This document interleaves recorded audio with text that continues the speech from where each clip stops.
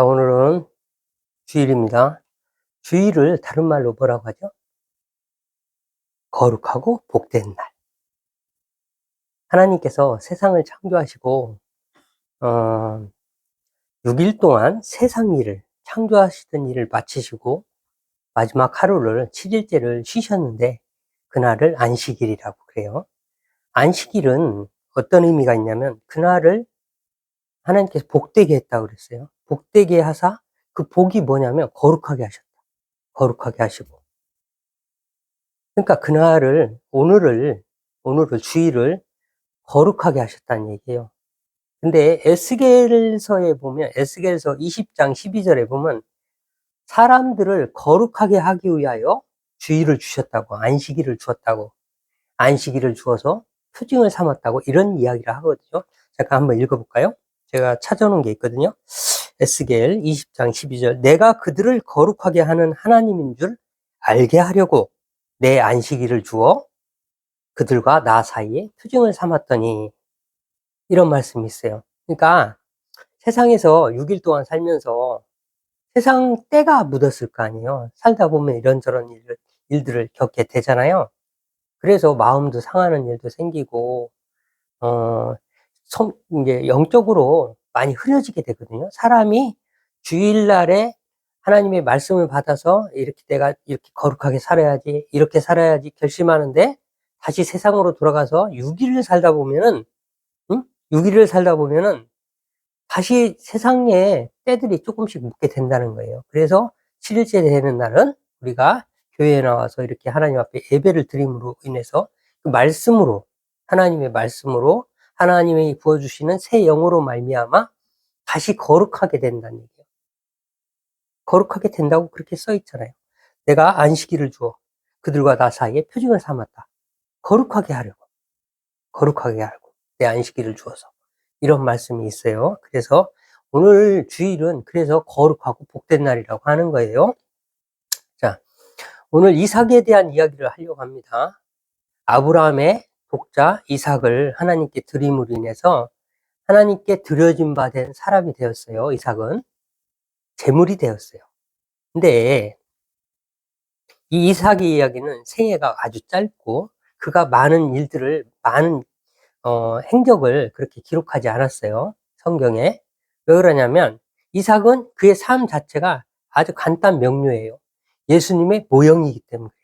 그래서 오늘 이야기들이 그리 길지 않기 때문에 이삭의 이야기는 예수 그리스도를 발견하는 데 초점을 맞춰서 성경을 읽으면 돼요. 성경 속에서 예수님을 발견하지 못하면은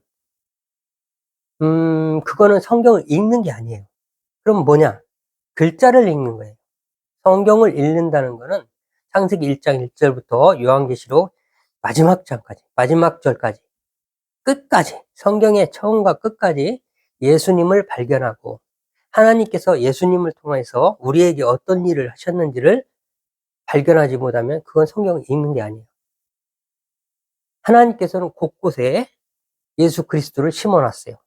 에덴에서부터, 생명나무부터 시작해서 다 심어놨어요. 그래가지고 성경은 처음과 끝이 예수님의 이야기예요. 우리의 구원에 관한 이야기라는 얘기. 한마디로 이야기하면. 그래서 성경 속에서 항상 예수님을 발견하려고 해야 돼요. 예수님을 갖다가 뭐라고 그랬냐면, 천국은 마치 밭에 감추인 부화라고 그랬어요. 그런데 그 천국이 누구냐? 바로 예수님이에요. 부화는 누구냐? 그것도 예수님이에요. 성경 속에 감추어진 부하들이 많은데 그 예수님을 찾는 거고, 성경 전체는 천국에 관한, 우리를 천국으로 하나님께서 인도하는, 구원해서 우리를 죄로부터 구원해서 천국으로 인도하는 하나님의 구속에 관한 이야기, 우리들을 인생을 구속하는, 구원을 하는 구속사적인 이야기, 스토리거든요. 그래서 천국을 이야기하는 사람이 세례 요한이죠. 처음에 성경 속에서 처음 천국이 등장한 게 세례 요한의 입이에요. 예수님의 길을 준비한 세례 요한의 입이 뭐라고 그러냐면, 예수님을 향해서 회개하라, 천국이 가까이 왔다. 천국이 가까이 왔다. 우리한테 오고 있다, 지금. 다가오고 있다. 가까이에 있다. 라고 얘기하거든요. 예수님이 세례 요한을 가까이 갈 때 그렇게 이야기해요. 그래서 회개하라 천국이 가까이 왔다 하면서 그 앞장에는 사두개인과 바리새인들에게 뭐라 하면 이 독사의 자식들아, 누가 너희들어 진박한 인노를 피하라 했느냐. 사두개인과 바리새인들을 책망하고 그 뒤에는 뭐라 그러냐. 회개하라 천국에 가까이 왔다. 뒷말은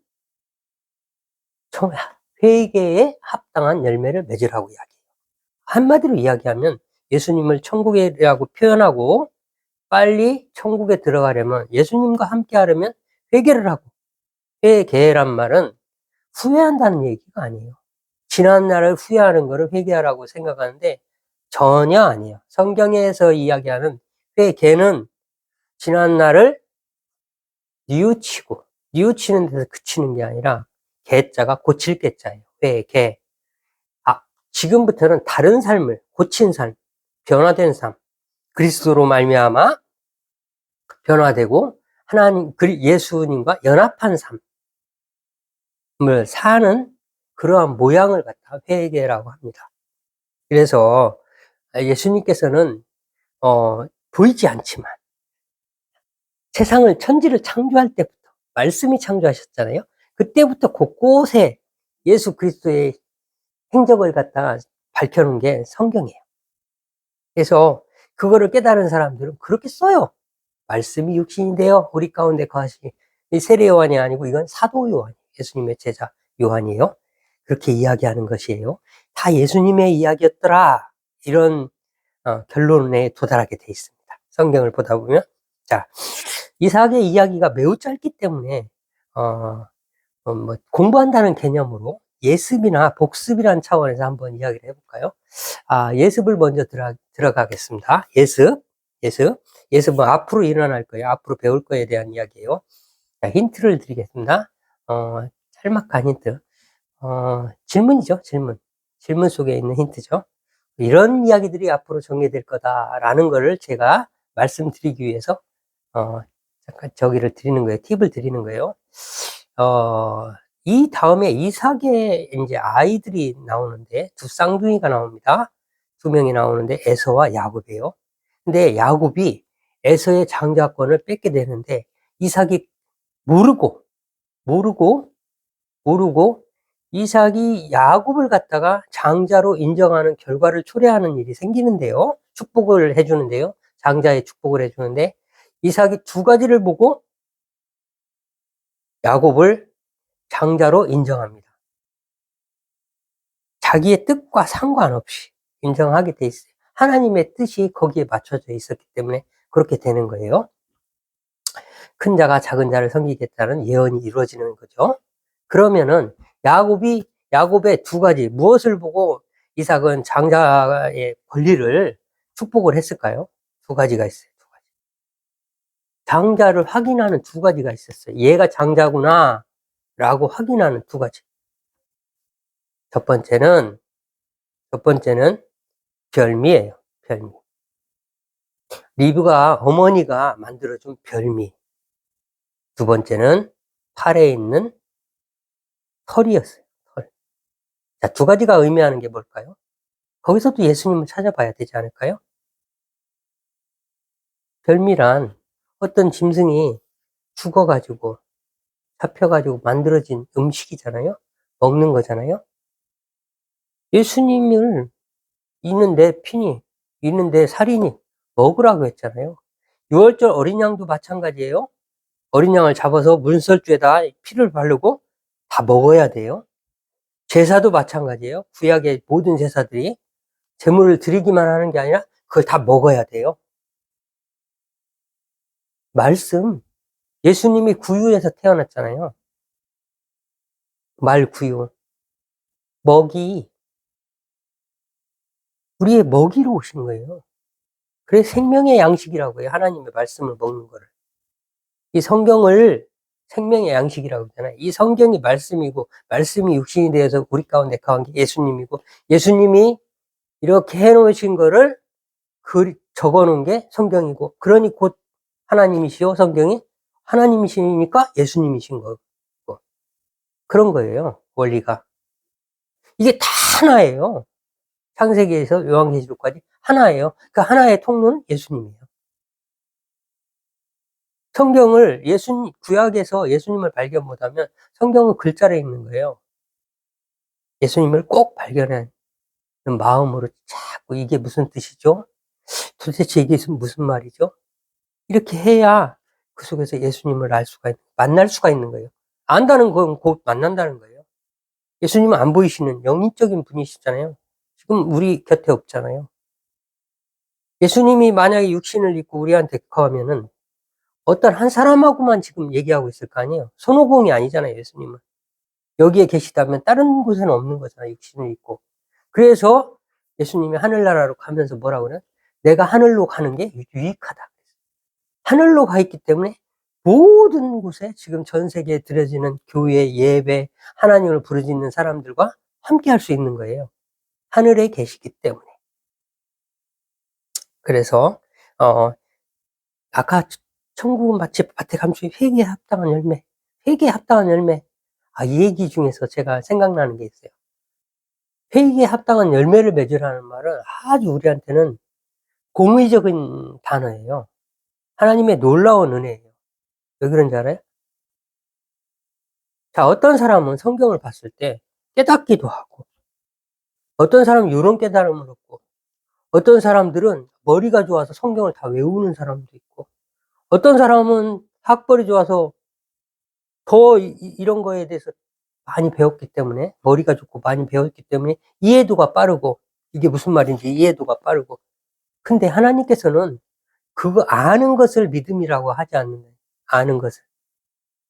아는 게 믿음이 아니라 그렇게 사는 것을 믿음이라고. 행함이 없는 믿음은 죽은 믿음이다. 그렇게 사는 것은 잘 배운 사람이나 있는 사람이나 뭐 많이 배운 사람이나 못 배운 사람이나 가진 사람이나 없이 사는 사람이나 모든 사람이 행함이라는 것은 굉장히 공평한 거예요. 그렇게 행하기만 하면 하나님의 말씀대로 노력하는 삶을, 말씀에 순종하려고 노력하는 삶을 산다는 것은 굉장히 공평한 얘기예요. 하나님의 공의가 거기 있는 거예요. 그렇잖아요. 왜? IQ도 하나님이 주셨잖아요. 노래 잘하는 사람? 성대를 하나님이 주셨잖아요. 누구는 이런 성대를 주시고, 누구는 이런 성대를 주시고, 노래 잘하니까 너는 큰 상급을 받아라. 너는 음치야. 그런 노래는 나는 별로 안 좋아해. 하나님께서 그러신다면. 그 성대는 누가 주셨는데요? 이게 회개에 합당한 열매라는 말이, 행함이 없는 믿음은 죽은 믿음이다 라는 말이 우리한테는 굉장한 공의적 은혜예요. 하나님은 굉장히 공평하신 분이에요. 공의란 말은 누가 봐도 옳은 거예요. 달리 해석을 할 수가 없어요. 맞네. 그게 맞네. 달리 해석이 안 돼. 그게 맞네. 왜? 하나님은 모든 걸 다 아시고, 달란트는 하나님이 주신 거랍니다. 5달란트를 주셨으면 하나님은 5달란트 내놔. 2달란트 주셨으면 하나님은 내가 준 2달란트 어떻게 했어? 내놔. 2달란트 준 사람한테 10달란트, 5달란트를 요구하시는 하나님이 아니라니까요. 5달란트 받은 사람이 5달란트 남긴 거나, 2달란트 받은 사람이 2달란트 남긴 사람이나, 1달란트 받은 사람이 1달란트 남긴 사람이나 똑같은 상급이 있다는 얘기를 하고 계시거든요. 굉장히. 근데 우리가 1달란트 너무 부족해. 내 양이 안 차. 나는 왜 이렇게 못났지? 나는 왜 이렇게 부족하지? 나는 왜 이렇게 안 되지? 나는 이렇게 가진 게 없지? 그런 패배적인 생각을 가지고 그 삶 속에서 최선을 다하는 게 1달란트를 남기는 거거든요. 그 삶 속에서 상대적 빈곤이라고 그래요. 남하고 비교하지 말고 내가 스스로 하나님 앞에 만족하고 하나님이 하나를 주셨으니 난 하나만 남기면 되는 거예요. 그 안에서 최선을 다하면 되지, 내가 남들하고 비교해서 막 10개, 20개를, 하나님이 그걸 원하시지 않는다니까요. 하나님이 나한테 준 환경 안에서 그 환경에 맞는 곳에서 하나님이 원하시는 건 뭐예요? 2단어로 이야기하면 최선. 최선만. 하나님은 필요하신 게 없단 말이에요. 모든 걸 다 가지신 분이. 최선만 다하면 나의 최선, 그냥 최선을 받으시는 거예요, 하나님은. 어떤 큰 걸, 결과물의 사이즈, 크기를 바라는 게 아니라 내가 노력한 최선, 게을리하지 않은 최선. 그래서 게으른 거를 하나님께서는 죄라고 말씀하시는 거예요. 근데 최선만 다하면 되는 거예요. 그러니 얼마나 공평해요. 가진 사람이든 못 가진 사람이든 많이 배운 사람이든 덜 배운 사람이든 다 최선만 하면 돼. 자기 상황에서 가장 자기가 할 수 있는 최대치의 노력만 하면 돼. 그러니 얼마나 공평해요. 하나님께서는 공평한 하나님이에요. 그래서 야곱이 두 가지를 아까 이야기했죠. 별미 어떤 양을 잡아가지고, 양이든 염소든 염소였어요. 실제로는 잡아가지고 아버지가 좋아하는 거를 드렸잖아요. 어떤 짐승의 희생이 거기 녹아 있고요. 두 번째는 팔의 털, 자국, 예수님 십자가의 못자국처럼 이렇게 천국은 마치 밭에 감추인 보화라고, 이 속에 예수님을 찾는 거예요. 보화. 성경 속에서. 성경은 그렇게 읽어야 돼요. 그렇게 읽지 않으면은 이 성경 속에서 예수님을 못 만나면 구약에서 마찬가지예요. 창세기 1장 1절부터 요한계시록 마지막까지라고 그랬어요. 마지막까지. 요한계시록 22장 마지막 절까지. 마지막 절까지. 다 예수님의 이야기. 예수님의 이야기. 그래서 이 손에 못자국, 털자국, 별미, 양을 그 염소를 잡아가지고 아버지께 드려가지고 이 두 가지 증표를 가지고서 이삭이 장자로 인정을 하고 축복을 하게 돼요. 속은 거지만 에피소드 같은 이야기지만 그 속에서 하나님의 뜻이 하나하나 이루어지는 거예요. 세상에서 하나님의 뜻이 아닌데 하나님과 뜻과 반대되는 결과가 나타날 수 있을까요? 다 하나님의 뜻에 이루어지는 거예요. 하나님의 뜻에 따라서 이 모양이나 이런 것, 상황이나 이런 것들은 이런저런 표면적으로는 다를 수 있지만 결국엔 마지막에는 하나님의 뜻을 이루어가고 있는 거예요. 결과물은. 그래서 세상은 하나님의 세상을 살아가고, 우리가 하나님의 세상을 살아가고 있는 거예요. 하나님이 원하시고 바라시는 세상, 인류를 구원하시기 위한 구속의 세상을 살아가고 있는 거예요. 그래서 다음 이제 복습을 한번 해볼까요? 지난주에는 아브라함에게 이삭을 주시고 이삭을 오늘 바치라고 하기 전까지 두 가지 에피소드가 있다고 그랬잖아요. 지난주에는 한 가지 에피소드는 확실하게 말씀드렸어요. 뭔 말씀을 드렸냐? 이스마엘을 내쫓는 장면이에요. 이스마엘이 서자 아니에요. 하갈은 애굽 여자잖아요. 하갈과 아브라함 사이에서 태어난 사람이고 아브람이 난 사람이라고 말씀드렸어요. 아브라함이 난 사람인데 그 사람도 자식이에요. 아브라함이 얼마나 그 사람을 가슴 아파했겠어요. 이제 정실부인 사라한테서 이삭이 나니까 13살 많거든요. 이스마엘이 13살 많아요. 그래서 이삭을 괴롭히니까 사라가 그래요. 저 아이는 기업을 잊지 못한다. 이 집에서. 그러니까 내가 쫓아라. 이렇게 얘기를 해요. 아브라함이 막상 사라의 말을 듣고서 하갈을 통해서 이스마엘을 얻었는데 나중에 이삭이 났으니 하나님이 이러시려고 그랬구나. 이러시려고 그랬구나. 더군다나 나을 수 없는 상황이었잖아요. 그래서 이 사람은 이스마엘을 장자로 준 것으로 이렇게 여겼는데, 자식으로 준 것으로 여겼는데, 진짜 자식이 나중에 나니, 참, 이스마엘에 대한 마음이 어떻겠어요. 아브라함도 사람인데, 그렇잖아요. 안쓰럽고, 그렇잖아요. 내가 하나님을 잘못 생각해서 이렇게 됐네라는 후회도 있지 않았겠어요? 근데 사라가 막 마님이, 한마디로 조선시대로 얘기하면 안방 마님이 이 노비의 자식을 내치라고 그렇게 얘기하니 그 사람도 자식인데 얼마나 가슴이 좀 그렇겠어요. 근데 하나님께서 나타나셔가지고 하나님의 사자가 그도 내 시인이 내가 복을 줄 테니 걱정하지 말고 사라가 이른 대로 해라. 네 부인이 하라는 대로 해라. 나를 믿어라. 걱정하지 마라. 걔도 내가 돌볼 거다. 라고 말씀하세요. 그래서 그 말을 듣고 아브라함은 두말 없이 이스마엘을 내어 쫓아요. 내어 쫓아가지고 지난번에 롯, 조카 롯, 소돔과 고모라가 멸망할 때 롯은 안 구해주세요. 하나님 롯은 좀 제발 살려주세요. 이런 얘기 안 한다고 그랬죠. 마음속으로 롯을 하나님께 맡기죠. 두 번째, 이스마엘을 하나님께 맡겨요. 이건 예행 연습이에요. 본 게임에 앞서가지고 하나님께서 계속 시험하시는 장면들인 거죠. 믿음은 하나님께서 주시는 거예요. 아브라함도 이렇게 믿음을 계속 키워나가시는 거예요. 하나님이 어떤 상황들을 만들어가지고 믿음이 자기도 모르게 성장해 나가고 있는 거예요. 하나님이 성장할 수밖에 없게 그런 환경들을 조성해 줘가지고 하나님만 바라보고 있으면 믿음이 성장되게 만드신 거거든요. 그래서 하나님께서 이스마엘을 내쫓고 두 번째 이제 이스마엘을 드리게 하나님한테 맡기는 거예요. 그래서 나갔는데 바란 광야, 지금으로 얘기하면 이스라엘과 애굽 사이에 있는 그쪽으로 간 거예요. 아래쪽으로 가데스 그쪽으로 간 거고 바란 광야예요. 그쪽이 가데스 바네아라.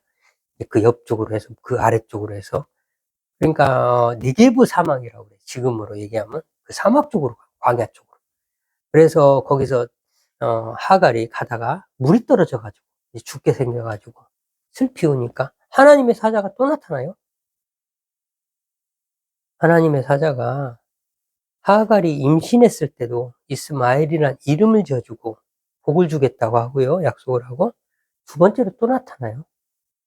저 아이의 울음을 내가 들었다 하면서 저로 말미암아 큰 민족이 되게 할 테니까 걱정하지 말라고 하면서 하갈의 눈을 밝혀가지고 우물을 발견하게. 그래서 물을 얻어가지고 힘을 얻어가지고 살게 되는데 그 이스마엘이 어머니가 애굽 사람이니까 하갈이 애굽 사람이니까 그 하갈의 자기 고국에서 또 다른 여자를 얻어가지고 이스마엘이 애굽 여자와 또 결혼해서 그렇게 이제 민족이 되게 되는 거예요. 창세기 25장에 보면은 이스마엘이 12두령을 낳아요. 그래가지고 큰 민족이 되게 하는데 거기가 혼혈이 되고 혼혈이 되고 혼혈이 돼가지고 오늘날에 그 아람 민족들이 되는 거예요. 그리고 이제 두 번째 에피소드가 있어요. 이삭을 낳고 이삭을 바치라고 하기 전까지 두 번째 에피소드는 그랄 왕 아비멜렉이 와요. 그랄 왕 아비멜렉은 전에 이삭을 갖기 바로 직전, 낳기 직전에 그랄 지역에 갔다가 사례를 뺏길 뻔했다가 다시 얻고 그 집에 태의 문을 하나님께서 닫아놨다가 이왕에라고 했잖아요. 이왕에 성경에 그렇게 표현되어 있어요. 이왕 그렇게 된 거 하나님이 살아계심을 아비멜렉한테 보여주거든요. 하나님을 아는 것이 복이에요. 아비멜렉이 하나님이 살아계심을 봤어요.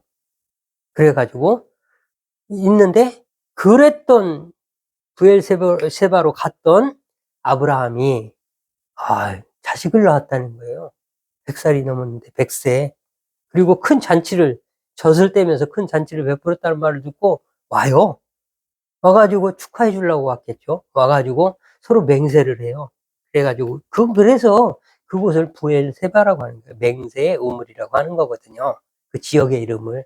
그렇게 해가지고 양 7마리를 따로 떼가지고 소와 양을 주면서 아브라함이 주는데 양 7마리를 따로 떼가면서 이거를 그 값으로 우물의 값으로. 근데 왜 아비멜렉이 나쁜 사람들이 아니에요. 그때까지만 해도 아비멜렉이 블레셋 사람들이거든요. 지금 가자 지역 이스라엘과 철저히 원수가 돼가지고 전쟁을 하는 그 사람들이에요. 하마스가 있는 전쟁하는 그 사람들인데 그때까지만 해도 굉장히 좋았어요. 사이가 너무 좋았어요. 아브라함하고 서로 화친 조약을 맺을 정도로 좋았어요. 이삭 때도 또 와요. 아비멜렉이 또 오고 뭐 아비멜렉하고 어떤 사람하고 오고 그다음에 그때도 군대 장관이 와요. 그래가지고 또 화친을 맺게 돼요. 그렇게 사이가 좋았었는데 나중에 사사기에 가면은 그때 삼손이 나오는데, 삼손이 시대에 블레셋으로부터 40년 동안 통치를 받게 돼요, 이스라엘이. 왜? 이스라엘이 자꾸 폐역하고 자기 소견에 오른 대로란 말이 4번이나 나와요. 사사기에. 왕이 없으므로, 자기 소견에 오른 대로. 왕이 없으므로 해가면서, 어? 자기 소견에 오른 대로. 그래가지고 폐역의 길로 가요. 그때마다 하나님께서는 그들을 훈계하고 견책하기 위해서 하나님께서 옆 나라를 쓰시는데 그게 블레셋이었던 거예요. 그러니까 이스라엘이 뭔가 하나님과 멀어지면 하나님이 돌이키시려고 이 방망이를 쓰시는 거예요. 방망이로. 그러다 보니까 블레셋하고 그때부터는 원수가 돼가지고 지금까지 철천지 원수가, 다윗과 골리앗도 물론 있고 그러지만 원수가 되는 거예요. 그 뒤로는 계속 원수가 되는 거예요. 블레셋이 다윗 시대에만 블레셋이 꼼짝을 못했죠. 그 뒤로도 가시가 돼가지고 옆에서 지금까지 그런 겁니다. 그래서 두 번째 에피소드가 그 그랄 지역의 왕 아비멜렉이 군대장관 비골과 함께 와서 축하를 해주고 화친을 맺고 이런 장면들이에요. 두 번째에 나오는 거예요. 왜? 아비멜렉은 하나님이 살아계시면 봤거든요. 아브라함의 자식을 100세 자식을 낳았다는 소식을 듣고 축하를 해줘요. 하나님을 봤기 때문에. 하나님을 알았기 때문에. 자, 그렇습니다. 자, 사사기의 에피소드, 아까 삼손 얘기했는데, 삼손이 클라이막스인데, 사사기 에피소드라는 거는 성경에 중간중간에 많이 나와요. 제가 설교를 할 때 엉뚱한 얘기 하는 것 같지만, 그 에피소드에 원인이 다 있는 거예요. 어떤 일이 벌어지면은 그 그렇게 된 배경, 원인이 그 에피소드가 키를 가지고 있어요. 키. 어떤 뜬금없는 이야기가 나오면 그걸 잘 읽어야 돼. 그래서 그렇게 흘러가는구나 라고 하나님은 말씀하고 계시거든요. 하나님이 우리와 소통하는 방법은 성경이에요. 말씀이에요. 그래서 에피소드를 잘 알아야 되네. 사사기 에피소드는 삼손이잖아요. 클라이막스가 삼손인데 그 전에 에피소드 얘기했죠? 지난주에 얘기했잖아요. 미가의 신상, 레위의 첩, 삼손, 3가지. 이래서 레위가 무너지면, 말하자면 교회 같은 데는 목회자들, 종교 지도자들이 무너지면, 교회의 지도자들이 무너지면, 영적으로 흐려지면은 다 무너지는 거예요. 나머지는 그냥 얘기할 것도 없는 거예요. 그런 이상한 소리나 듣고 앉았으니까 이 신앙이 생기겠습니까? 성도님들이? 지도자들이 무너지면 다 무너져요.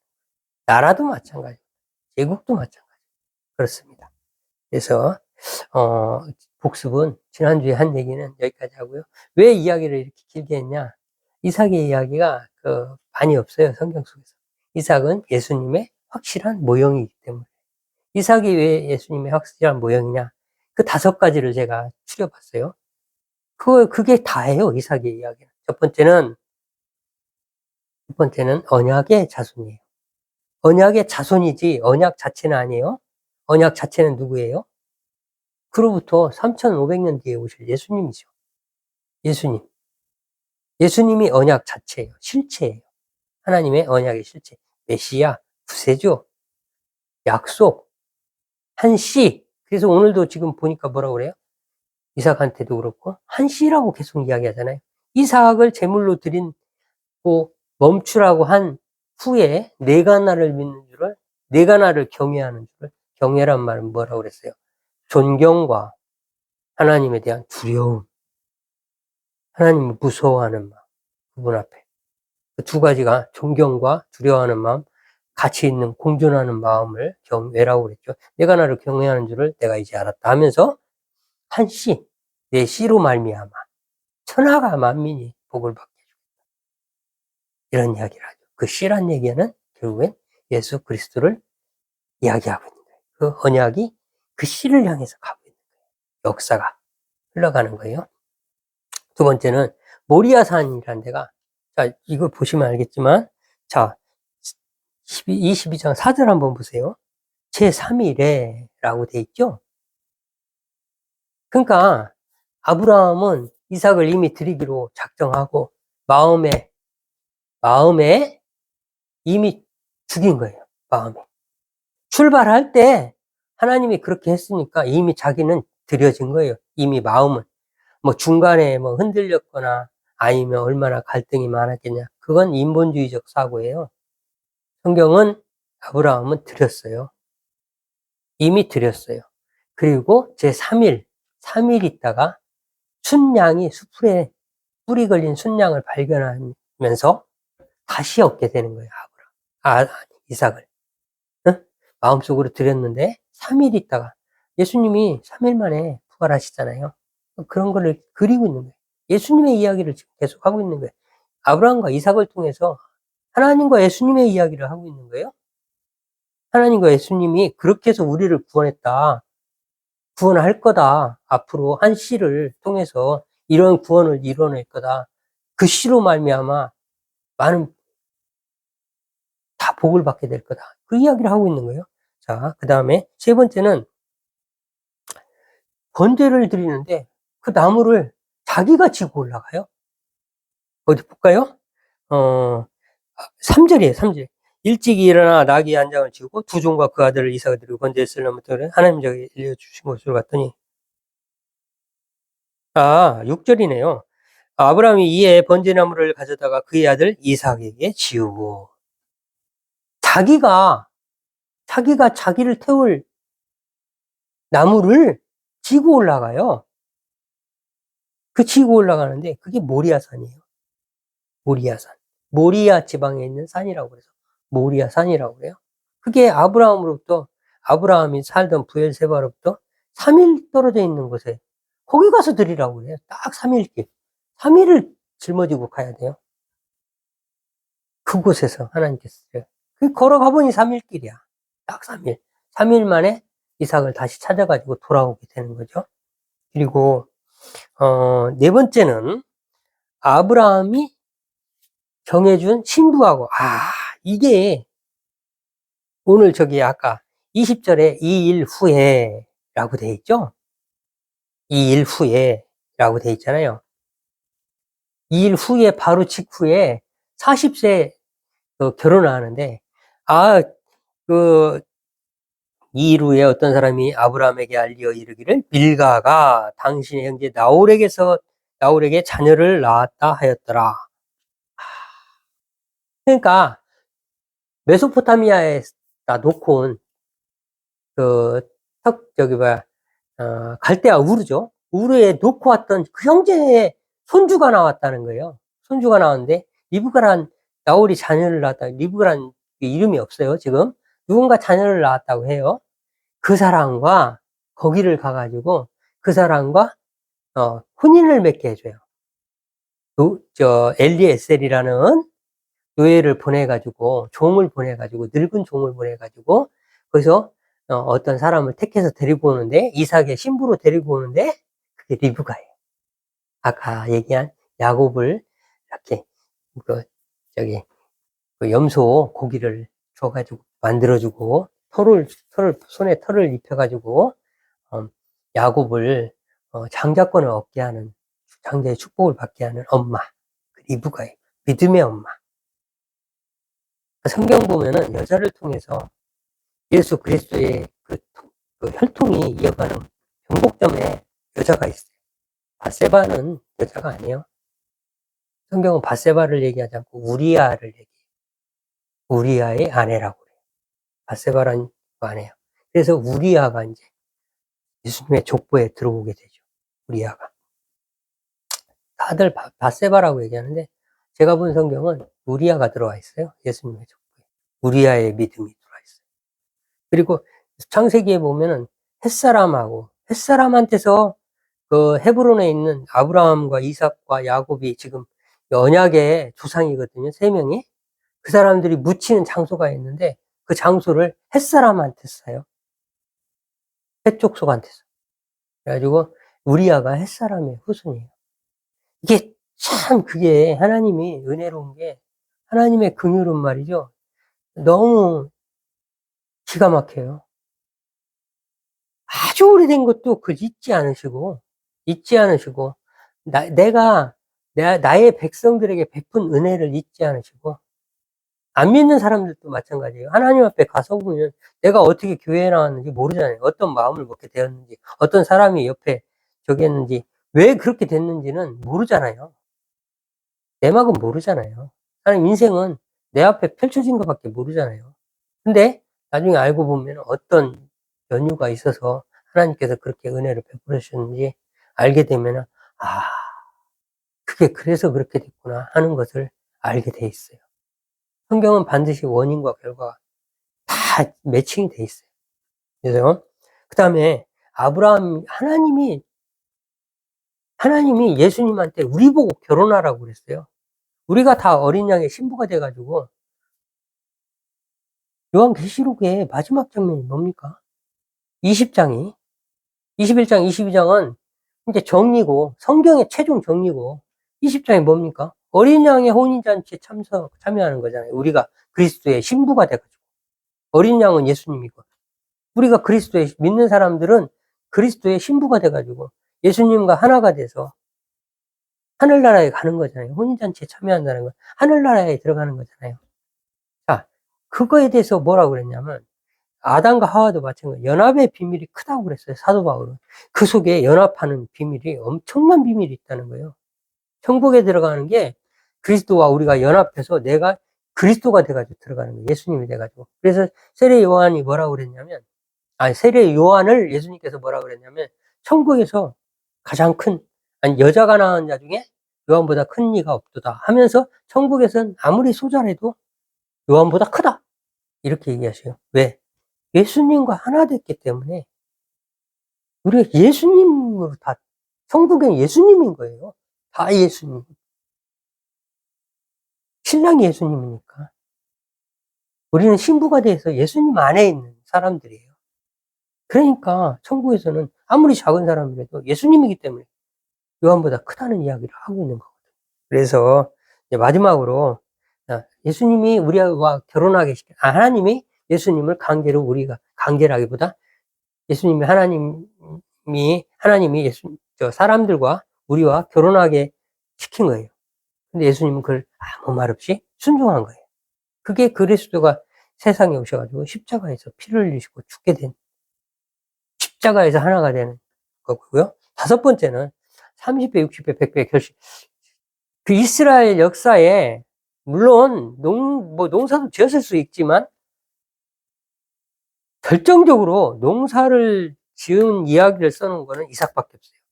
이삭이 농사를 한 번도 지어본 적이 없는데 100배의 결실을 얻은 사람이에요. 성경에서. 100배의 결실이라면 최고의 결실이고, 완전히 충만하게 퍼지는 예수 그리스도의 이름이 온 세상에 충만하게 퍼지는 일을 말하고 있는 거거든요. 이삭은 한 번도 안 줘봤는데 100배를 얻었어요. 이 양은 열심히 하고 풀 있는데 막 목자가 잘 데리고 다니면 잘 키울 수 있지만, 농사는 아니에요. 땅하고 하늘밖에 쳐다보고 하늘에서 비만 내리기 기다려야 되는 고대사회의 농사라는 거예요. 근데 100배가 내렸다는 건 그냥 적절할 때 하나님께서 비를 주시고 또 싹을 틔우고, 어? 이렇게 해가 좀 쨍해야 될 때는 비가 안 내리게 해주시고, 하나님이 농사를 지셨다는 거거든요. 고대사회의 농사는 하늘만 보고 있는 거예요. 그러니까 농경사회로 접어들면 미신이 많이 생겨요. 비가 오라고, 비나이다. 비가 안 내리니까. 할 수 있는 게 비는 것밖에 없으니까. 그런 거거든요. 그래서 그랄 지역에서 농사를 지은 유일한 사람이에요. 성경에 기록된 유대인의 농사 이야기, 이삭이고요. 그런 거를 볼 때, 이 다섯 가지를 볼 때 예수님의 이야기가 아니라고 할 수가 없어요. 그래서 성경 속에서 우리는 예수님을 찾아가서 하나님께서 예수님과 함께 어떤 일을 우리에게 펼쳐놓으셨는지, 구원의 일을 펼쳐놓으셨는지 그걸 알아가는 게 우리 신앙 생활이에요. 그 은혜의 깊이가 깊으면 깊을수록 우리가 감격이 크기가 달라지고, 하나님 앞에 새로운 마음이 계속 더 새롭고 더 충만한 그리스도로 인하여 충만한 마음이 생기게 되는 거죠. 그걸 믿음이라고 해요. 같이 기도하겠습니다.